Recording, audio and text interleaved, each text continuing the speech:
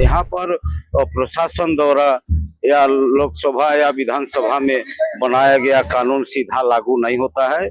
यहाँ पर स्वशासन व्यवस्था है और ये स्थल जो है ये एक ग्राम पूजा स्थल है। प्रत्येक ग्राम में एक ग्राम पूजा स्थल होता है।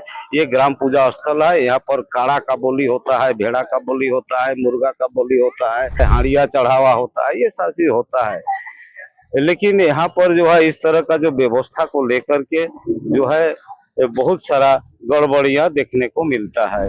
कुआं तो है लेकिन ऐसा ही है कुआं, ऐसा ही कुआं सब है। पूरा गोली का पानी आ रहा है। देखो तो सरकार तो कहती है नल जल योजना लागू कर दी है, घर घर साफ पानी है, वो चालू है नहीं है, चालू नहीं है। बार बार बुला रहे हैं तो आप भी नहीं तो कर यही रहे। पानी से आप लोग पीते हैं, खाते हैं, नहाते हैं, हाँ तो क्या करेंगे, कहाँ खोजने के जाएंगे, बीमारी नहीं होती। कहाँ बीमारी होगा तो होगा, देखा जाएगा।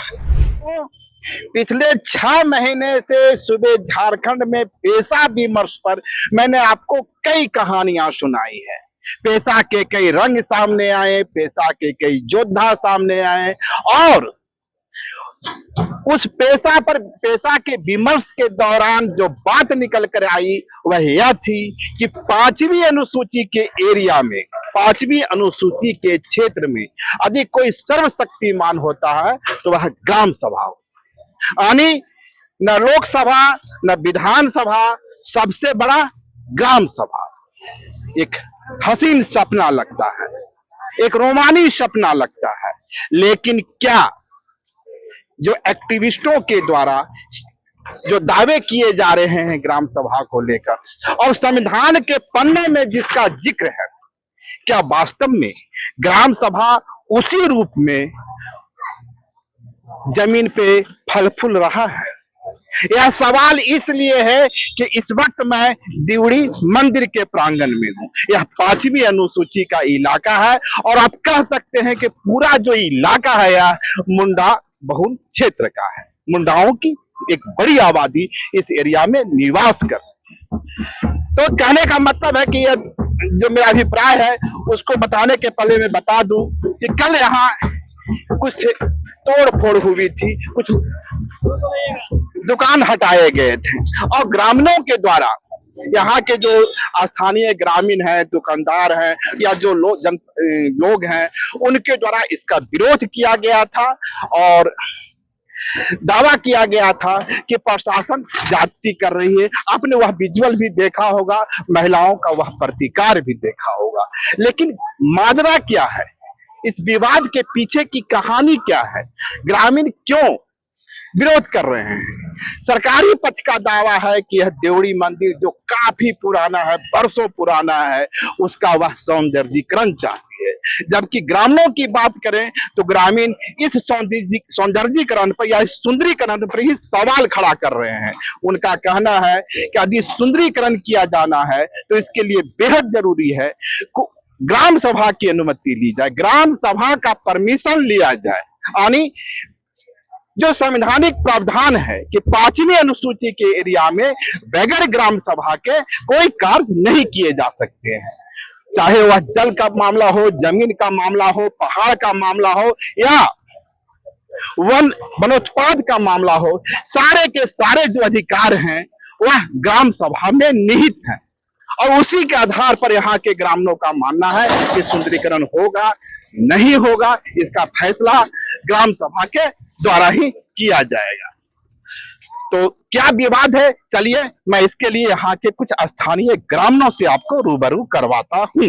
उस जगह पर मंदिर के गेट से मैं बात कर रहा था और दरअसल उस स्थल पर जो गैर आदिवासी आबादी इतनी बढ़ गई है कि उसके कारण आदिवासी समुदाय के लोग भी बोलने में हिचक रखते हैं। आप देख सकते हैं बगल से यह गली जाती है और ये जो पूरा गांव है आदिवासियों का गांव है, लेकिन वे आज कहीं न कहीं डरे सहमे हैं और मंदिर के कार्यालय के सामने, मंदिर के प्रांगण के सामने खड़े होकर बोलने में असहजता महसूस करते हैं। इस डर की वजह है, उन्हें लगता है कि यदि मैं कुछ भी बोला तो प्रशासन की ओर से कार्रवाई की जाएगी, हमें जेल भेज दिया जाएगा।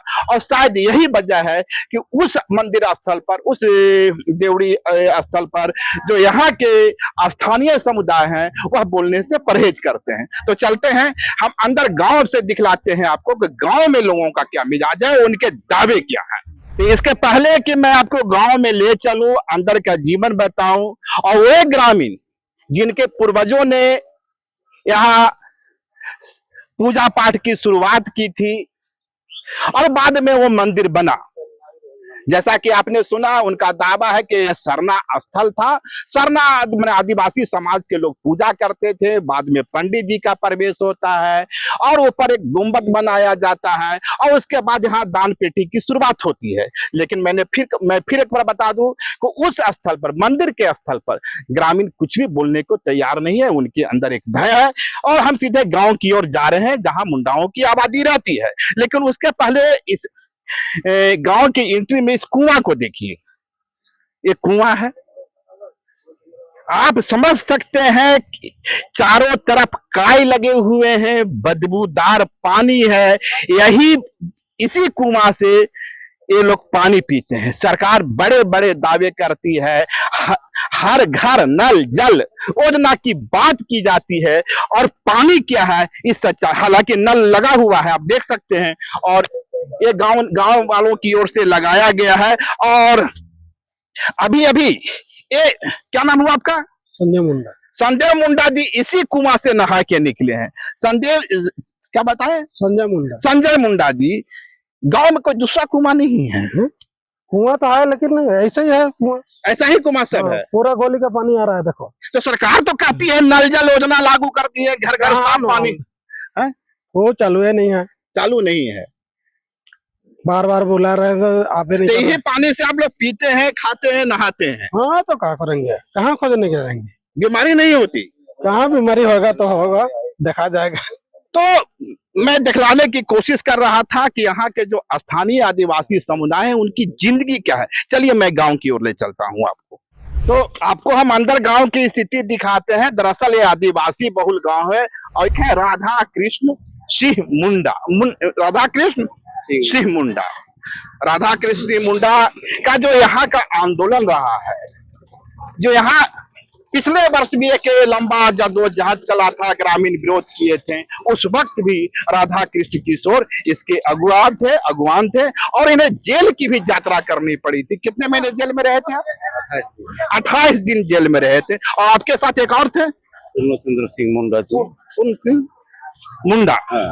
तो इनसे समझते हैं कि पृष्ठभूमि क्या है, आखिर ग्रामीण चाहते क्या है, क्या पृष्ठभूमि है? देखिए, आपके चैनल के माध्यम से पांचवी ऊंची क्षेत्र के सभी सज्जनों को जोहार करता हूँ। देखिए, ये पांचवी ऊंची क्षेत्र है, हम लोग पांचवी ऊंची क्षेत्र में जन्मे हैं और पांचवी ऊंची कानून को हम लोग भली भांति जानते हैं। यहाँ पर प्रशासन द्वारा या लोकसभा या विधानसभा में बनाया गया कानून सीधा लागू नहीं होता है। यहाँ पर स्वशासन व्यवस्था है। आदिवासी समाज की जो परंपरागत ग्राम स्वशासन परंपरा रही है उसकी बात कर रहे हैं। रूढ़िजन्य व्यवस्था है यहाँ पर। लेकिन जो अभी वर्तमान में देखा जा रहा है, ये पांचवी ऊंची क्षेत्र देवड़ी दिरी भी आता है हमारा, और ये बहुत प्राचीन कालीन पूजा स्थल है, जिसको हम लोग प्राचीन कालीन देवड़ी दिरी बोलते हैं। आजकल का बोलचाल की भाषा में उसको लोग देवड़ी मंदिर बोलते हैं। जो भी हो, पूजा का स्थल है मंदिर में, इसलिए लोग उसको मंदिर बोलते हैं। उसमें उतना कोई एतराज नहीं है। लेकिन यहाँ पर है देवड़ी दिरी, दिरी मतलब पकना होता है। आदिवासी समाज की परंपरागत शब्दावली रही। और ये स्थल जो है, ये एक ग्राम पूजा स्थल है। प्रत्येक ग्राम में एक ग्राम पूजा स्थल होता है। ये ग्राम पूजा स्थल है। यहाँ पर काड़ा का बोली होता है, भेड़ा का बोली होता है, मुर्गा का बोली होता है, बतख का बोली होता है, हाड़िया चढ़ावा होता है, ये सारी चीज होता है। लेकिन यहाँ पर जो है इस तरह का जो व्यवस्था को लेकर के जो है बहुत सारा गड़बड़ियां देखने को मिलता है। यहाँ पर ट्रस्ट के माध्यम से जो है यहाँ पर अधिग्रहण किया जा रहा है। पहले ट्रस्ट नहीं था का, इसके पहले पहले ट्रस्ट नहीं था। तो यहाँ इसका देखभाल कौन करते थे? गांव सभा के लोग करते थे। अच्छा, हाँ, ग्राम सभा या कोई ग्राम सभा इसके लिए किसी कमेटी का निर्माण किया? नहीं, गांव में तो कमेटी होती है, सभी लोग थोड़े ना ग्राम सभा में होता है। ग्राम सभा में कमेटी बना के जो है संचालन कर रहे थे। यहाँ पर किसी प्रकार का शुल्क नहीं था। अच्छा, कोई भी पूजा करने के लिए कोई भी श्रद्धालु आते थे, और किसी प्रकार का शुल्क नहीं था यहाँ पर। और दान जो करते थे स्वेच्छा में करते थे। इसके हम छोटे थे उस समय देखे थे, यहाँ दान पेटी वगैरह कुछ नहीं था। और अब मैं देख रहा हूँ कि यहाँ एक फिक्स्ड चार्ज लगाया गया है कि इसका अमुक चीज का, दोपहिया का इतना राशि, चार पहिया का इतना राशि, बलि का इतना राशि है ना? इसी को लेकर के ग्राम सभा का आक्रोश है कि ये सब ना हो। यहाँ पर धर्म का स्थल है, आस्था का स्थल है। लोग स्वेच्छा से आएगा, पूजा पाठ करके स्वेच्छा से जो इच्छा होगा दान दक्षिणा करने का वो दान दक्षिणा करेगा। पहले जैसे था, पहले ऐसा नहीं था कि कोई पूजा के बदले किसी को शुल्क लिया जाता था या कुछ नहीं।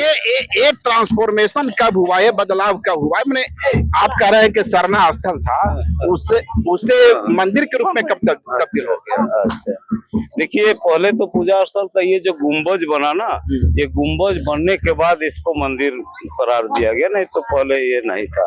पहले नहीं था। तो यहाँ पूजा पाहन करवाते हैं या ब्राह्मण करवाते हैं? देखिए यहाँ पर शुरू से तो पाहन करते थे, लेकिन बीच में जो है यहाँ पर एक ब्राह्मण का भी व्यवस्था कर दी गई है। इसको जो है 22 तरीका से केस हुआ था, उसके 1950 में वो केस का फैसला हुआ था, और उस फैसला के आधार पर ब्राह्मण भी पूजा करते हैं और जो है ये पाहन भी पूजा करते हैं। तो जमीन तो मुंडाओं की है ना? हाँ, जमीन तो मुंडाओं की है। अच्छा, इस तरह का है। तो ये जो विवाद है उसके पीछे की जो कहानी है या उसके पीछे की जो वजह है, ये मुंडा जी समझा रहे थे।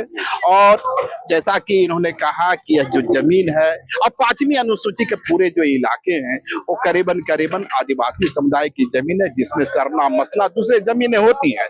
यह सरना की जमीन है। सरना मुख्य रूप से यह सरना है।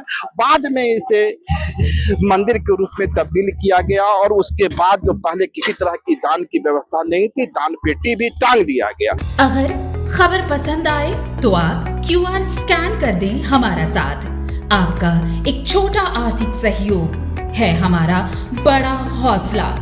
द भारत मित्र, बुलंद भारत की बुलंद तस्वीर।